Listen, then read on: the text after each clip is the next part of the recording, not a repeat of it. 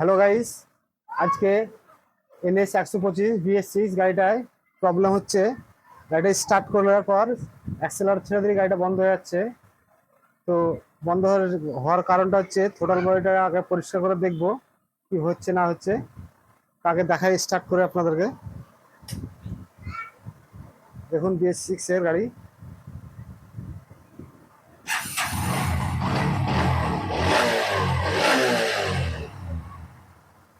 এই বন্ধ হয়ে যাচ্ছে। এই ধরুন বন্ধ হয়ে যাচ্ছে। স্টার্টিং এর কোনো প্রবলেম নেই, স্টার্ট দাঁড়াচ্ছে না শুধু। তো প্রথমে আমরা থ্রোটল বডিটাকে পরিষ্কার করবো।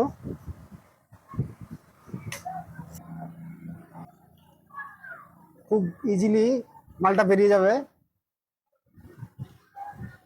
খুব সহজে বেরিয়ে গেল এটা। তা নাহলে হাত দিয়ে খুলতে গিয়ে এটা ভেঙে যাওয়ার ভয় থাকে।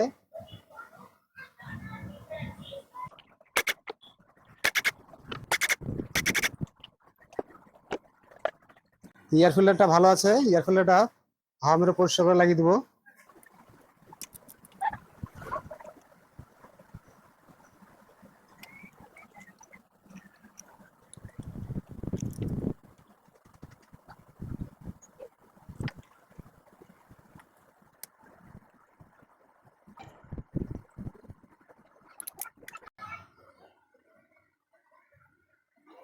টোটাল বডিটাতে ময়লা আছে, ভালো করে এটা ওয়াশ করব, ওয়াশ করে লাগাবো। দেখুন কি নোংরা।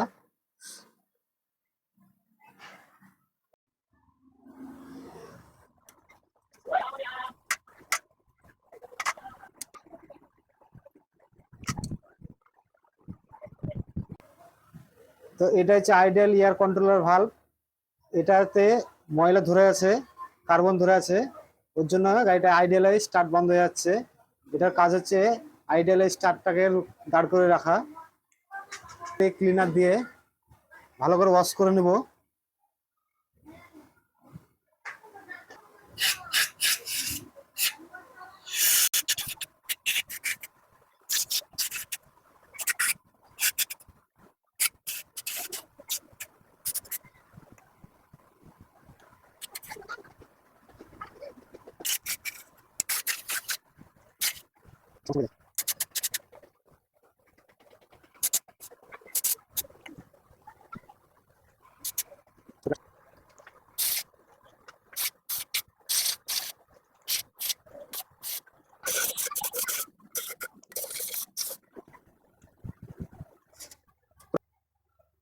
টোটাল বডিটা পরিষ্কার করে নিলাম, এবার ফিট করব।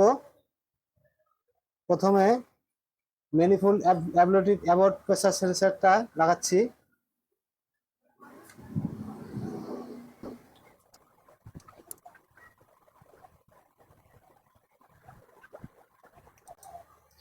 এয়ার কন্ট্রোল ভালভ,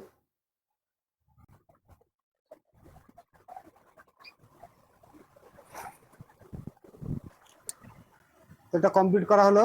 গাড়িতে লাগিয়ে ট্যাঙ্কি লাগিয়ে স্টার্ট করে দেখি আরপিএমটা দাঁড়াচ্ছে কিনা।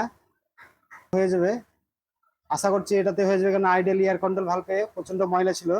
আর এটাতেই আরপিএম বন্ধ বন্ধ হয়ে যায়, কেসটা ঘটে এটার জন্যই।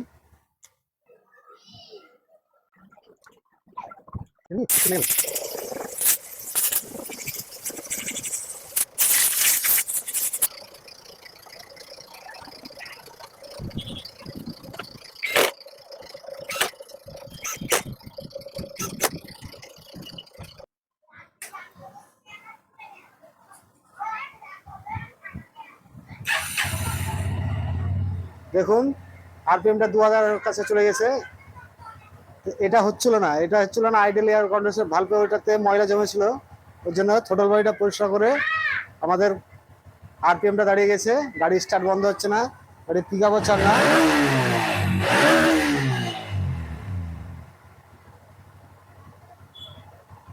তো ভিডিওটাকে ভালো লাগলে লাইক, কমেন্ট, শেয়ার, ফলো অবশ্যই দিবেন।